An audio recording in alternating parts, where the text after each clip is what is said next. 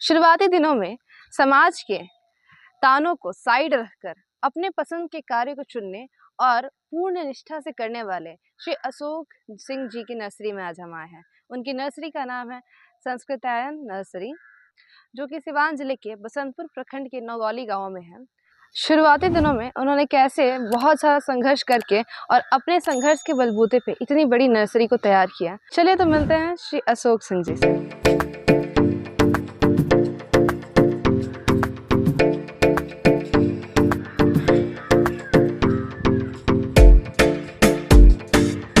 तो इस संस्कृतायन नर्सरी के जो ओनर है श्री अशोक सिंह जी, आज हम उनका स्वागत करते हैं। आपका स्वागत है। आपको भी बहुत बहुत धन्यवाद। सर, तो आप हमें बताइए आपने कैसे शुरुआत की इस नर्सरी की?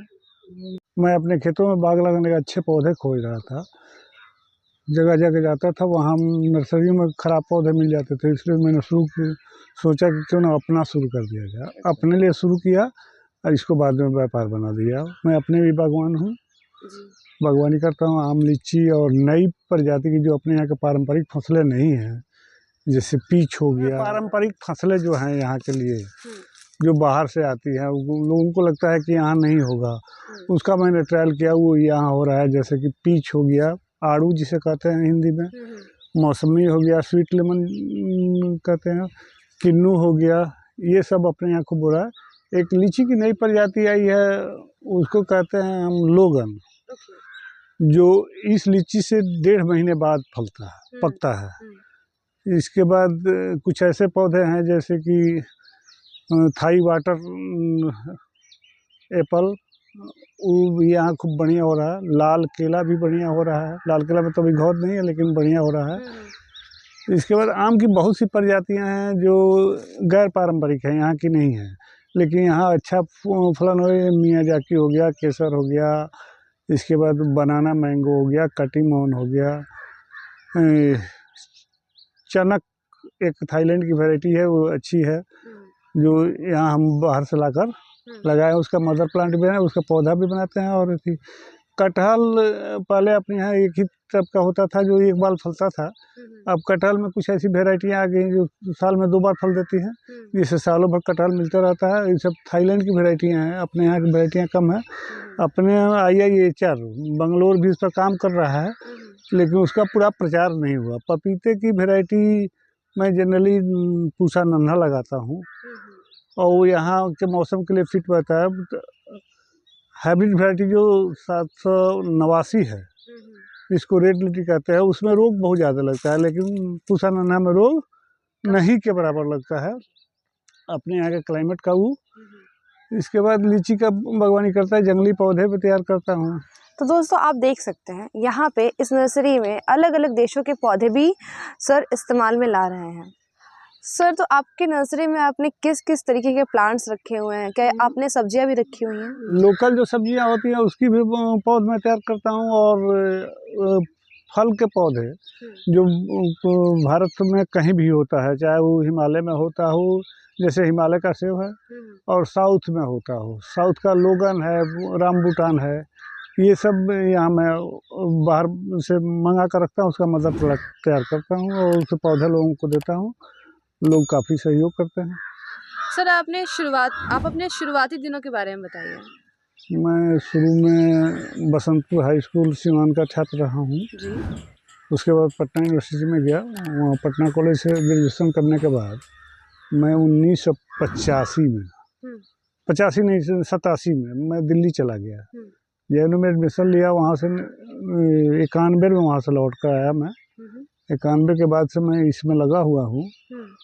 और ऐसे में पढ़ाई की बात की जाए तो मैं ज्योग्राफी से MA हूँ। और उसके बाद ये हनुमान कूद थी मेरे लिए, खेती में आना हनुमान कूद थी। ये सामाजिक माहौल ऐसा था कि पढ़ने का अर्थ होता है नौकरी। आज भी समाज में यही कंसेप्ट है, लेकिन शुरू में तो वो बहुत सामाजिक विरोध झेलना पड़ा, लेकिन अब वही लोग मुझसे राय लेने आते हैं। अब कोई दिक्कत नहीं है। अब मुझको वो अपना आदर्श मानते हैं। पहले हमको वो लोग सामाजिक रूप से बहिष्कृत करते थे, जो आज हमको आदर्श मानते हैं। जी सर, ये चीज़ बहुत देखने को मिलती है अक्सर। यहाँ नहीं, हर जगह के लोग यही सोचे कि अगर आप एजुकेटेड हैं, आपके पास डिग्री है, आपको जॉब करना है। हाँ, जॉब करना है। सबसे बड़ी बिहारी मानसिकता जो है। ये तो एजुकेशन का डेफिनेशन भी नहीं होता है। एजुकेशन का डेफिनेशन होता है अपने आप को इंडिपेंडेंट बनाना। देखिए, पूर्वी उत्तर प्रदेश, मध्य प्रदेश, बंगाल और बिहार के लोगों का माइंडसेट है कि हम अगर पढ़ लिखे हैं तो किसी के यहाँ जॉब करें, अपना काम नहीं करें। इसीलिए हम लोग पिछड़े हुए हैं।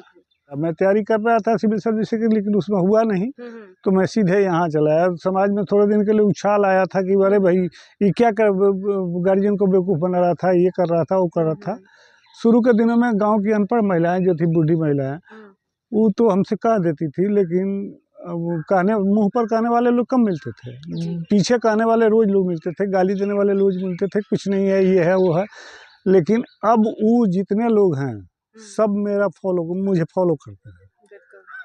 जो अभी काफ़ी मेरे दोस्त 2-4 जो हैं हाईली पोस्टेड हैं, IAS वगैरह हो गए, वो लोग भी अब फॉलो रिटायर करके आ रहे हैं, तो कह रहे हैं कि यार तूने जैसे हम भी बगीचा लगाएंगे। अभी मेरा एक दोस्त था, हैदराबाद में था, वो अभी DC था, डिस्ट्रिक्ट कलेक्टर।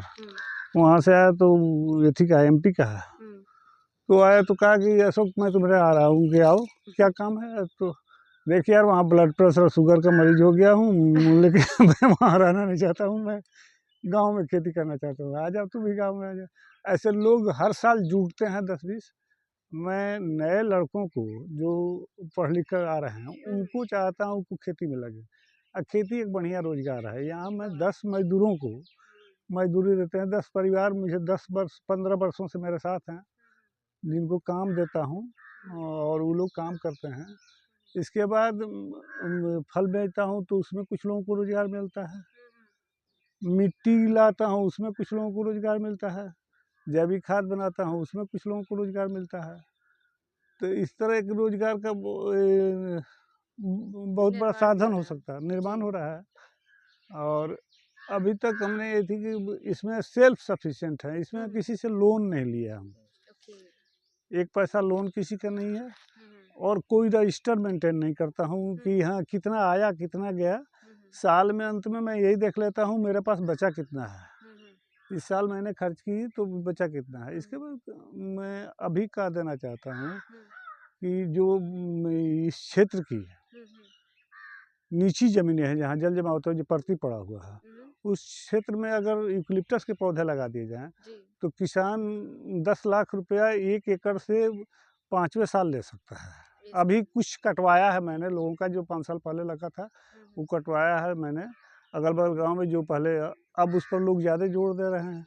नीची ज़मीन क्योंकि कोई पेड़ नहीं हो पाता है और वो जल जमाव वाले क्षेत्रों में हो जाता है, तो उसको बड़े पैमाने पर लोग लगा रहे हैं और उनको आय भी हो रही है। एक एक आदमी को मैंने 35-35 लाख रुपए दिलवाया है अभी कटवा कर। तो एक किसान को 35 लाख रुपये मिलता है तो वो बहुत एक्साइटेड होता है। बागवानी भी एक अच्छा अथी हो सकता है। सर, तो आपके पास अभी कौन कौन सी वैरायटी के आम आपने रखे हैं? 75 के आसपास आम की वैरायटी होगी। 75 के, जिसमें अपने यहाँ पाए जाने वाले जर्दा, जर्दालू, सिपिया, सुक्कुल, देसी मालदा, मिठुआ, कृष्णभोग तो हैं ही। बाहर का बंगाल का हिमसागर, उत्तर प्रदेश का मल्लिका, अम्रपाली, दक्षिण का बैंगनपल्ली, केसर, अल्फांसो, मियाजाकी, जापान का मियाजाकी, थाईलैंड का बनाना, थाईलैंड का रेड बनाना, थाईलैंड का कट्टी मोहन, गुलाब खास, बेल खास, इस टाइप के लगभग 75 तरह के वैरायटी हैं जो अलग अलग जगहों पर। अन्य फलों में सेब है, नाशपाती है, आड़ू है जिसे पीच कहते हैं, इसके बाद ड्रैगन फ्रूट है, लाल केला है, थाई वाटर एप्पल है, उजला जामुन है। सर तो कितने एरिया में आपने ये नर्सरी बनाई है? 11 एकड़, क्योंकि मेरी ज़मीन ही 11 एकड़ थी। जी। उसमें एक छोटा सा तालाब बनाए हैं 1 एकड़ का, बाकी में टोटल नर्सरी है, पेड़ पौधे। भारत के अंदर पाए जाने वाली और कुछ भारत के बाहर पाए जाने वाली जितनी भी वैरायटीज़ होती हैं, उनमें से लगभग सारी वैरायटीज़ श्री अशोक सिंह जी के पास है। अगर कोई भी हमारे दर्शक उस वैरायटी के प्लांट किसी भी वैरायटी के प्लांट को चाहते हैं तो नीचे दिए गए नंबर पे कॉल करके जानकारी ले सकते हैं। तो अभी जो हमारे नए किसान हो रहा है, जो नए हमारे जनरेशन है, उसके लिए आप क्या देना चाहेंगे? खेती में लगेंगे तो बढ़िया रोजगार मिलेगा। जो 25-30 हज़ार रुपये में जाकर दिल्ली में काम करता है, उतनी मेहनत यहाँ करे तो यहाँ 50 हज़ार रुपये वो कमा सकता है, महीने कमा सकता है। और उसको घर में रहना पड़ेगा, घर में रहना कौन नहीं चाहता है, लेकिन जानकारी के अभाव में लोग घर से दूर 500-1000 किलोमीटर दूर जाते हैं और वहाँ जो रहने लायक व्यवस्था नहीं उसमें रहते हैं। तो यहाँ तो अपने घर में रहेंगे तो ठीक ठाक रहेंगे। तो ये कहना चाहूँगा कि वो लोग खेती की तरफ मुड़े, बागवानी की तरफ मुड़े, अच्छा रहेगा। आपने अभी श्री अशोक सिंह जी का नर्सरी देखा। इन्होंने अपनी इस छोटे से नर्सरी में, जो कि छोटा है नहीं, करीबन 11 एकड़ में फैला हुआ है, इस नर्सरी में उन्होंने अनेकों प्रकार के आम की वैरायटी लगा रखी है, लीची की वैरायटी लगा रखी है, और जो फल जो बिहार में नहीं मिलते हैं, बहुत ही बहुत ही चुनिंदा होते हैं, जैसे कि पीच, जिसको हम आड़ू कहते हैं। उसके साथ आपको बनाना मैंगो की क्वालिटीज़ जो कि थाईलैंड की है, तो वहाँ से मंगा कर इन्होंने अपने नर्सरी में लगा रखा है। फलों के साथ साथ बहुत से अलग अलग तरीके के पौधे जो कि फ्लावर प्लांट्स होते हैं, इंडोर प्लांट्स, आउटडोर प्लांट्स, ये सभी इन्होंने अपने नर्सरी में लगा रखा है। इसके साथ साथ उन्होंने अपने घर के लिए एक होम किचन भी तैयार कर रखा है, जो कि हमें उन्होंने दिखाया। तो ये था हमारा सफ़र श्री अशोक सिंह जी के साथ। हमने आज जो उनकी बागवानी, जो उनकी नर्सरी है, उसको देखा और बहुत से अन्य प्रकार के फलों फूलों के पौधों को देखा। आपका बहुत बहुत धन्यवाद हमारे साथ जुड़ने के लिए। आपका भी बहुत बहुत कृषि बिहार यूट्यूब चैनल को मैं धन्यवाद देता हूँ कि यहाँ तक आए, आप लोग यहाँ तक आए। आपका बहुत बहुत लोगों से परिचय कराए, इसके लिए आपका बहुत बहुत धन्यवाद। तो अभी आपने देखा कृषि बिहार यूट्यूब चैनल।